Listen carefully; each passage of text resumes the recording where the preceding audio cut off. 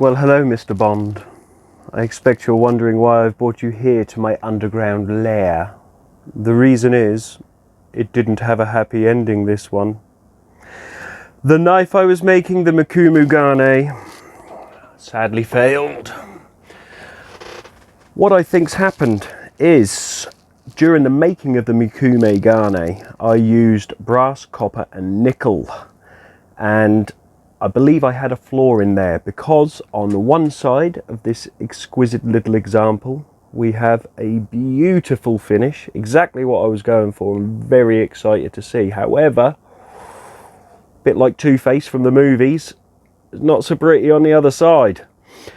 So, unfortunately, this one's ended in a failure, and I've got myself a 50-50 pretty crappy piece of scrap. But never mind. Hopefully you'll have picked up a few tips and tricks from watching this video. One thing in particular, when I made the Mokume Cu Mai itself, one thing I liked that I hadn't seen done before was I implemented the use of the paste on the mild steel sections that actually sandwich the Mokume Cu Mai together, and that made it very, very easy to separate. I've seen a lot of videos out there where people have issues with this, where the copper or whatever it is they've used for the Mokume Cu Mai actually bonds to the mild steel, and as you will know, I never had that issue. So I'm taking that as a positive. That's something I will definitely implement again for when I revisit this, because I will revisit this. I will not be beaten.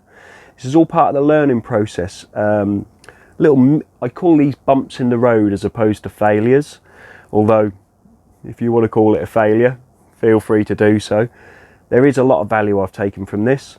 So remember, anytime you try something new, it's okay if it doesn't go perfectly the first time.